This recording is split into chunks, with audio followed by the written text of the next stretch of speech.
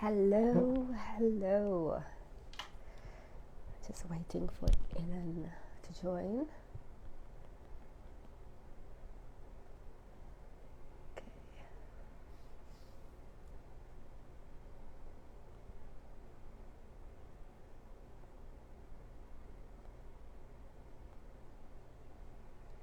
Hello, Mona. Mona's all the way from Sweden, and as I create this wonderful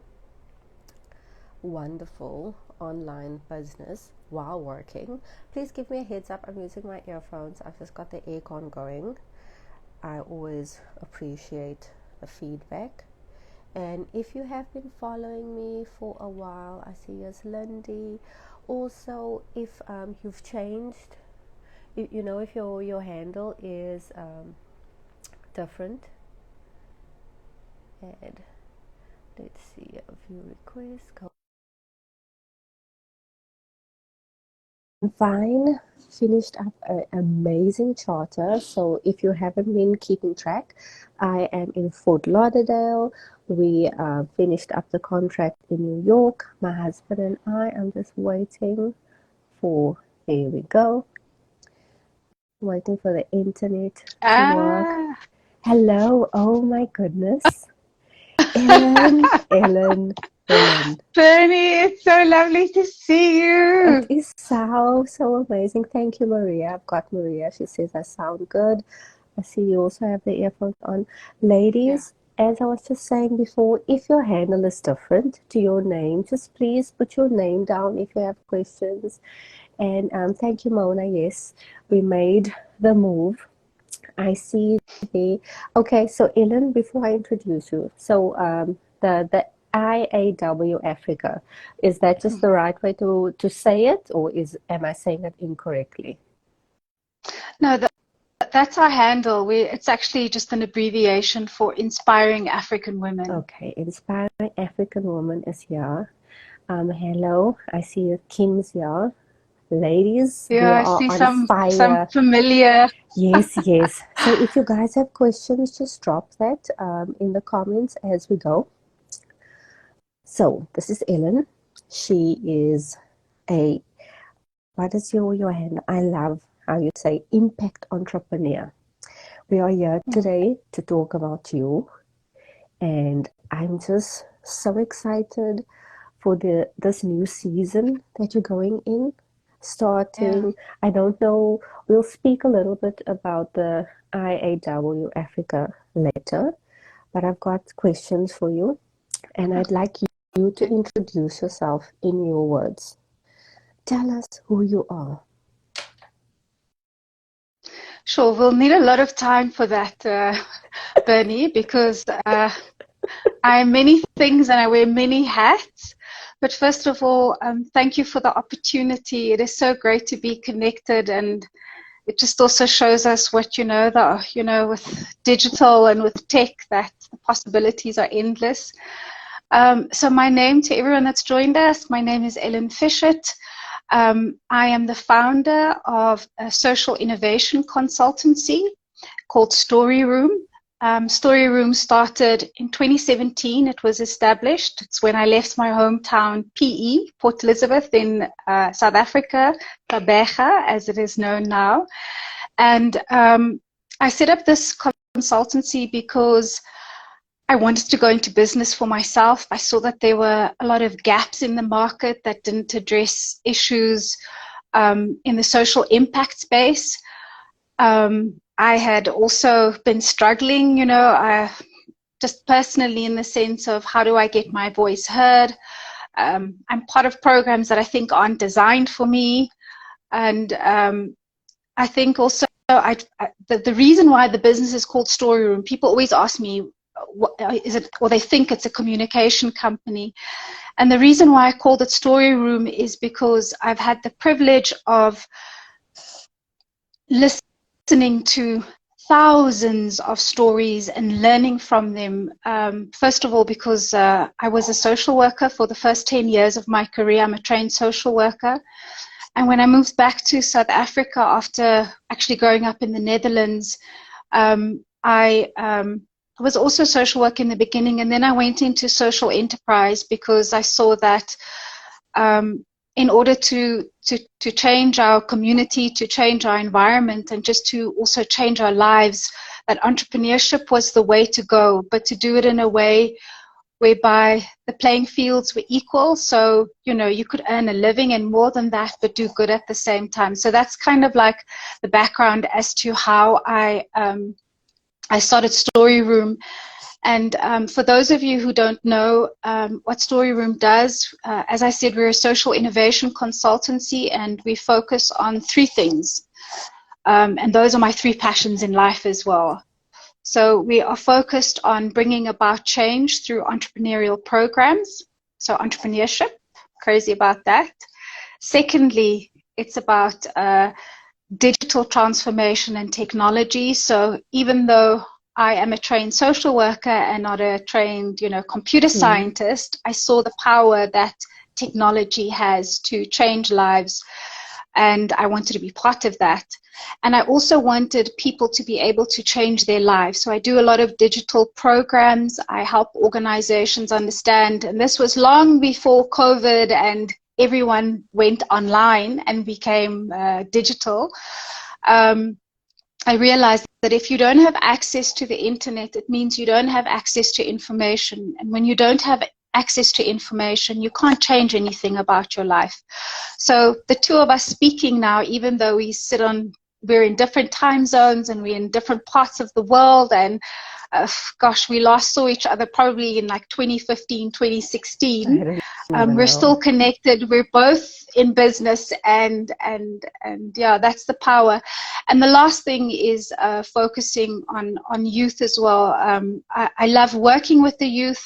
Unfortunately, I'm not considered youth anymore, although I still feel young. Me too.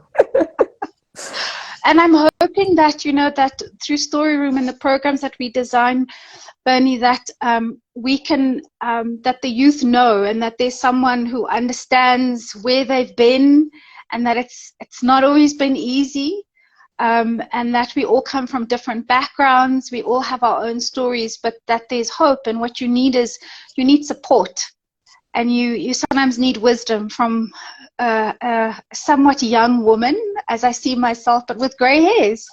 So that's what Story Room is about. Pay so much money to get that salt and pepper look right now, so I think you're very much on trend. And I can relate to the youthfulness, and I can also relate to what you just mentioned, which is finding and creating a passion for yourself and getting your voice heard as you grow.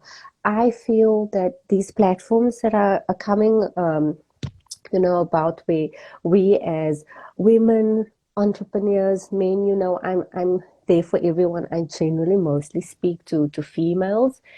And for me, for the longest time, I feel like, because I'm outspoken, like people, you know, they view people like us as outspoken. They view us as like a little bit too much, instead of being viewed as natural born leaders, like, you know, women that are entrepreneurial. And we are changing. Why I do what I do is because there was nobody that I had to model myself on. So I am becoming the person that I needed. And you were talking about your business, and this leads me into next question. Even as I love the interviewing thing, I used to speak to my dolls. You know, we've got the whole inner child thing. I used to speak to my dolls and interview them. So I've got my own little talk show here. Very happy about it. But with your business right now, what is the biggest challenge since you've started it that you've experienced? The biggest challenge in business was, I think personally, it was for myself, believing in myself, and that I had, you know, it was building the confidence to go out there and say to companies that not under the name of an organization or company, because then it's easier, right? When you say, I'm the business manager or I'm the managing director of. But when you say, I am the managing director of Story Room, a company no one has heard of, and this is what I can do for you as a large corporate, the biggest challenge was getting to speak to the right people and understanding how to convert my knowledge and being able to influence people to pay for that and buy my services.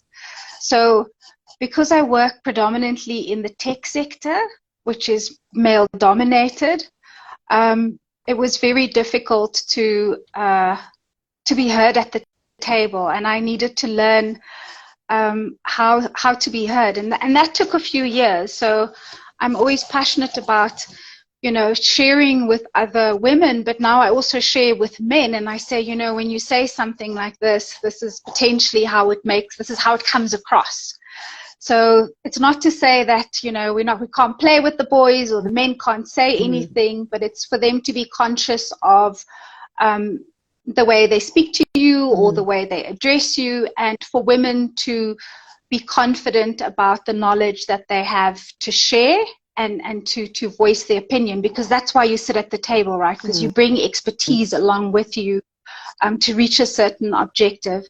The biggest challenge was actually convincing companies that I was capable and that I could deliver on the work that I said I could deliver on. That was the biggest challenge in the beginning. And interestingly enough, it was the biggest challenge that I faced in South Africa. So my first clients were not South African clients, but I actually went like back to my roots, and I went to Europe. And that's where I launched my services. And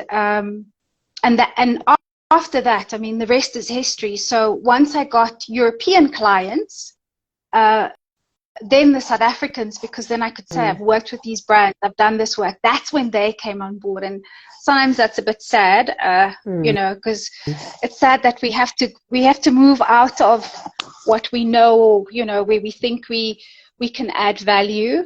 But yeah, that's okay. It's part of the entrepreneurial journey. And I think it's also part of understanding where you fit in. Where does the market require your services, and will they buy? And so that's what I did, Bernie. I stepped out of my comfort zone, and I went overseas as a single African woman, and I said, this is what I can do for your business with the money you're investing in Africa. And they were like, okay, cool, great, do it. I find it very strange because, okay, quickly, everyone, I'm not going to do like a whole big spiel, but I'm entrepreneurial, husband and I own restaurants. I'm very good at hospitality. I'm very good at managing, financing. I rock at that. But when I lost all of that, and you lost the businesses, and you lose your house and your car, and you have to rebuild yourself, you're like, where is it going to start? And we decided to take the last little money that we had and move abroad, and we work abroad now. And the receiving of people here has been a lot more welcoming, sadly enough, which is why I do this and why I still have lives and interview and share with women and people from South Africa, because there needs to be the mind shift of saying, hello, we can come to the table. All of us can come to the table. There's room for everyone. And also the fact that a lot of women don't work together. We are our own worst enemy. The one live I did was talking about how a friend was getting bullied in the workplace, and it was here in the US. So it's not just a South African or, you know, one national thing or issue. But the fact that you, just like I am now, I'm having to rebuild finances over here because back home, relaunching a restaurant and stuff isn't very conducive. Also, my coaching business didn't do as well in SA as it's doing in the USA because people are a lot more focused on personal development, growing, the confidence that you were talking about, that comes with working with a coach, and leads me into the next question. And I'm sure we'll have a follow-up to this. But if you could give advice to your younger self, with right now, you're mentioning confidence, or what advice would that be to be able to get you to that level faster instead of waiting a couple of years to get to the point where, hello, I am enough. Yeah, I am. I'm showing up. This is what I can do. And actually being so persistent where you're like, I'm not going to leave here until you hire me. Like, that type of, you will hire me. And instead of going in with the whole, this is what I can do. Da, da, da. Like, what is the advice you'd give If to you'll pay younger me. self? Yes. Oh, what I would say to my younger self right now, and what how I've raised my daughter as well. The first thing you already said it was to say, I am enough. And I'm more than enough. And I'm lots. And I'm too much, but define too much. Mm. So I think, first of all, what I would say to my younger self is, Ellen, it's not going to be perfect. It's not going to be easy. You're going to make mistakes. You're going to learn. But failing is where, I mean, I've started a couple of businesses, Bernie, and I have failed at many of them. Hey, I see Villani on the line. I failed at many of them, and part of how I make my living now is that I actually I can advise. I am now a strategic advisor because I actually made all of those mistakes. So before someone has even, when they come with their beautiful plans, and there's nothing wrong with the plans, I'll say, but have you considered? And that's really only because I made poor decisions. I didn't believe I was enough. I doubted my gut instinct. I thought I needed to be like everyone else. I thought I needed to fit in. And the truth is that I've never really fit in since I was young, because I've just always been a different thinker. But, people call you then not focused. I used to be, labeled, you're not focused. You want too much. Just concentrate on one thing. That's impossible. And that's my power now. That, I said this in an interview I did a while back. Someone said to me, what do you do when you get approached and they ask you, do you think you can do this?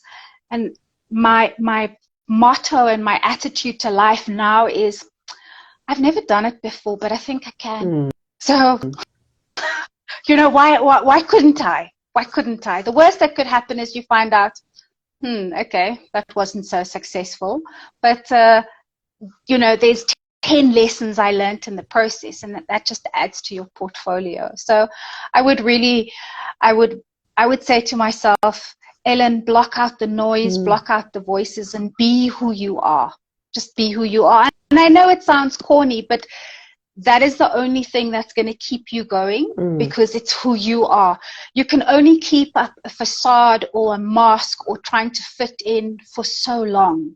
And after a while, it's just too exhausting, and people will see through it in any case. So it's just way less energy to be yourself and to find the tribe. And, you're not for everyone, and everyone is also not for you, and that's okay. You can't serve everyone at the end of the day. And for me, it's like, as you're talking, I always had that, Bernadine so talkative.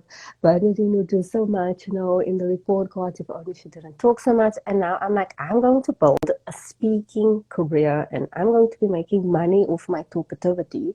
Yeah. Just like you are going to be making, and you are making money. I mean, I am making money off all the things that was said to be sort of a weakness or interference with what it is that you were supposed to, be. Well, don't be so curious. Why do you always ask so many questions?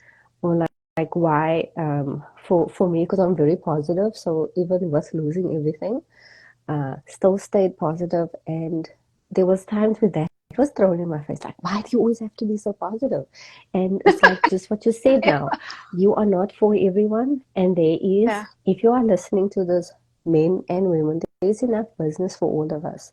And this way we all competing against each other, it needs to stop. It needs to stop. We need to work together. This is conversational. Ellen and I are not getting into statistics. We're not doing like big higher grade business language words. We can do that if we want to. I just choose not to. But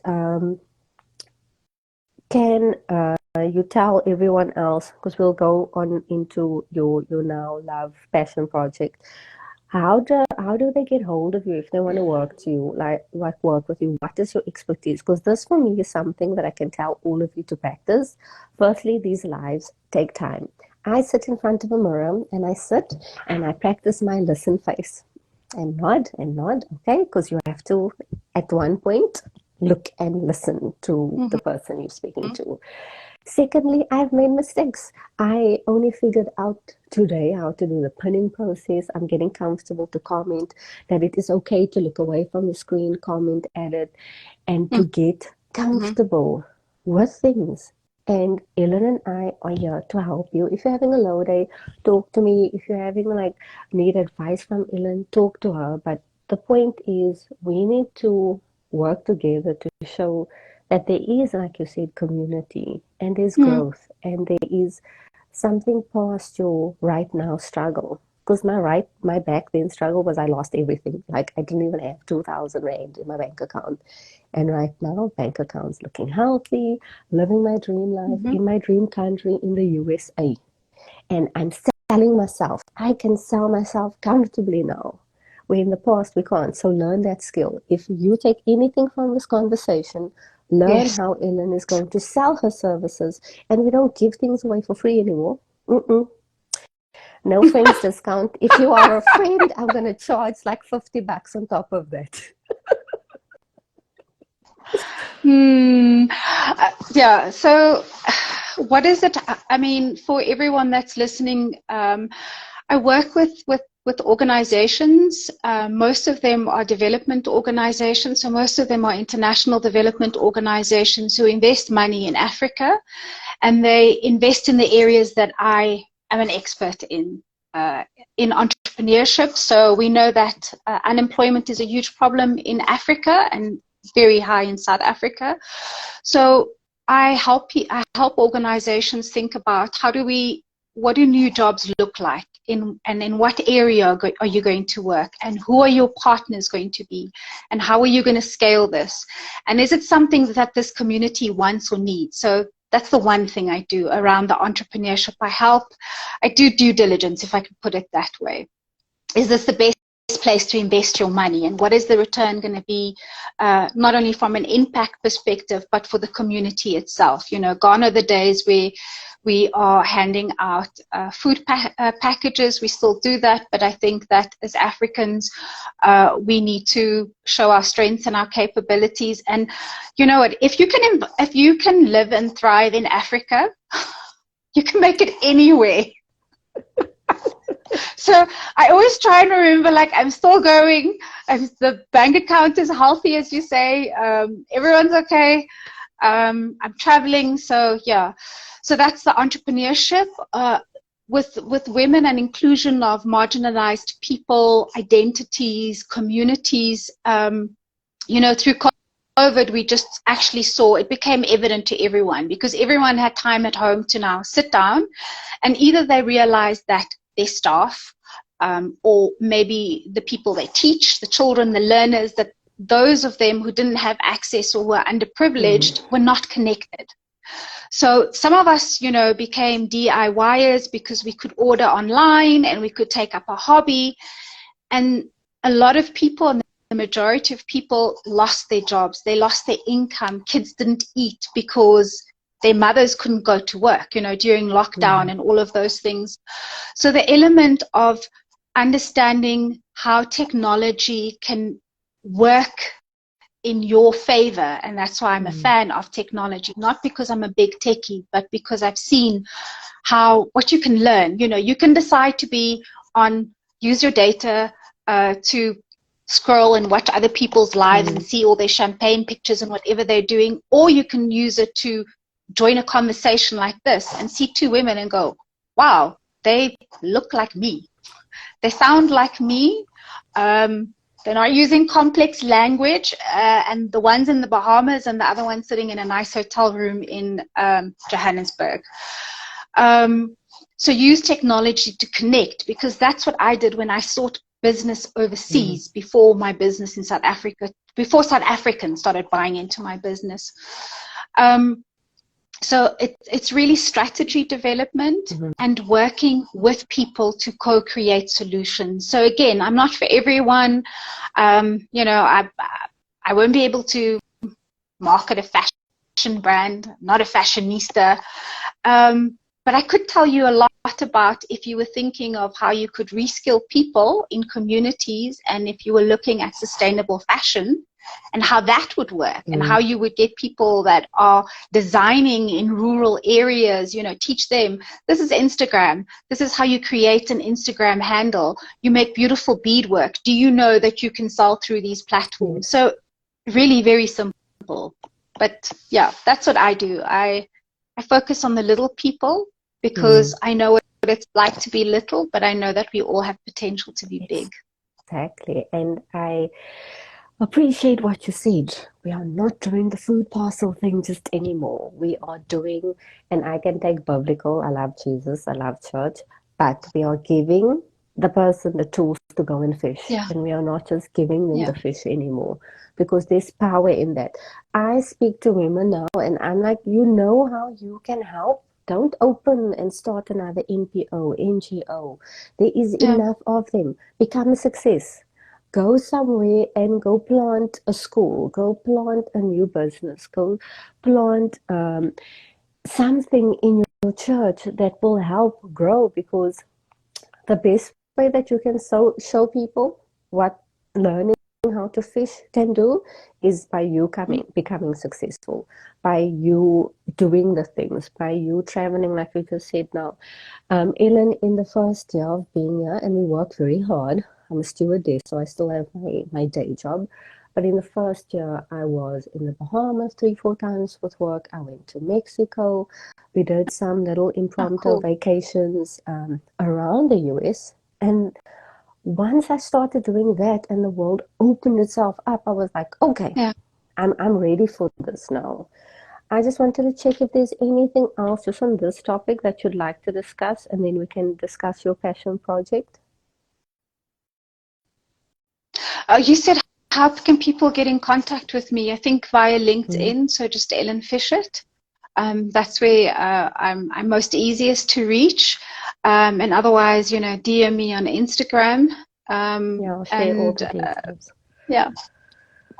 Perfect. Go to my website. Yeah. Perfect. I'll just make a note here for LinkedIn.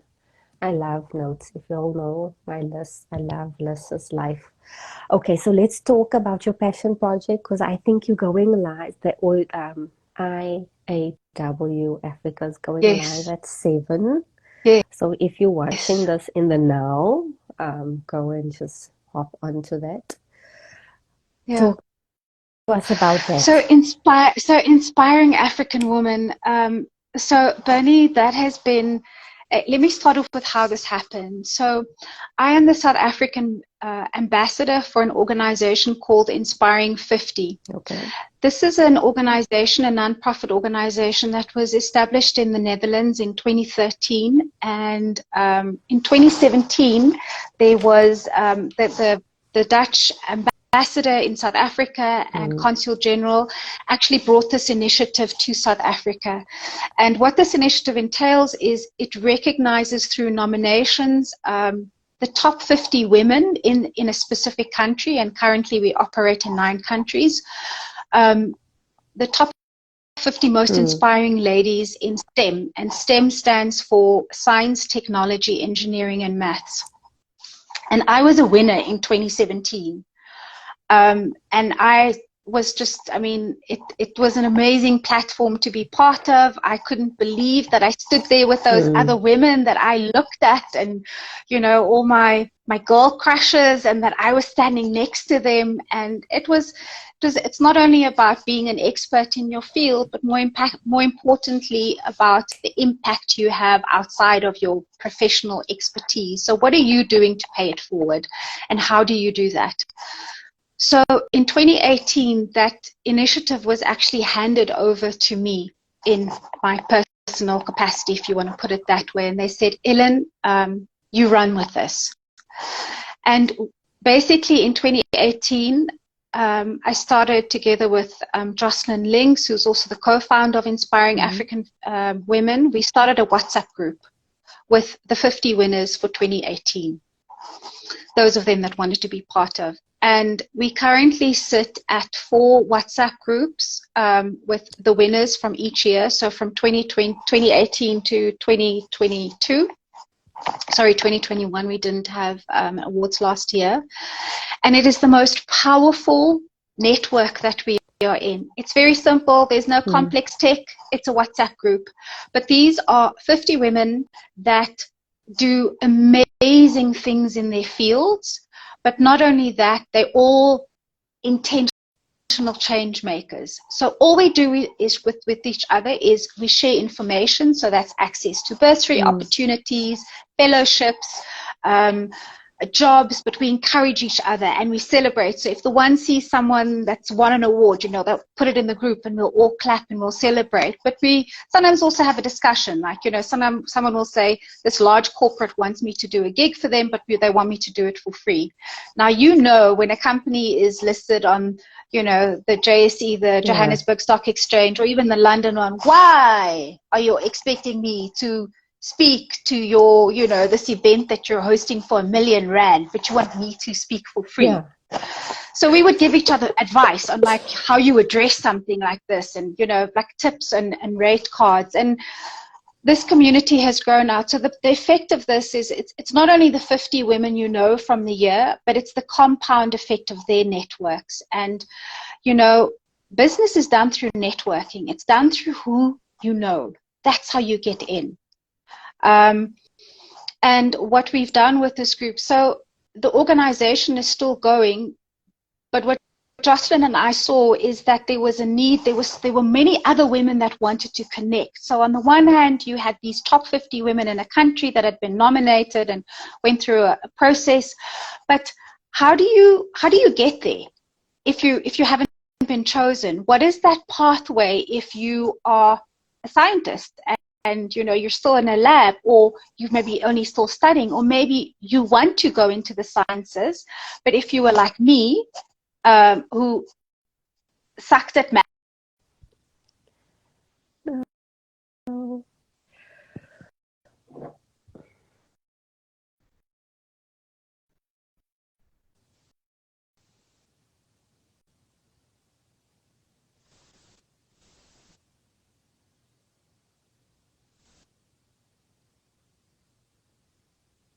Oh goodness. And technology.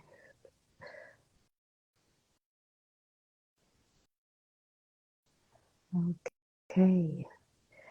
Everyone, I think we just lost Ellen. I'm just gonna wait here and wait for her to come back. These things happen, and which is why I love making sure. Yeah, the connection, Maria, we just lost connection. I'm gonna wait for Ellen to come back, a little bit cheesed off, because I don't know if I'll be able to save this. We might just have to do it again. I'm just waiting for her to join. Perfect. Oh, Kaylee's also here. Let's just see. Okay. It's not connecting. Go live with Ellen. Let me see if I can request it. Oopsie.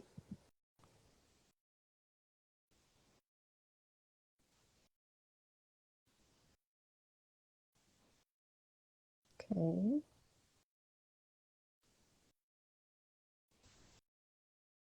I am not connecting.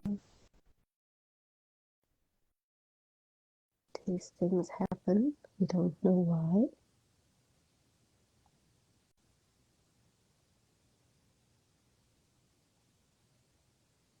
Just go remove you quick and then add you back on, Ellen.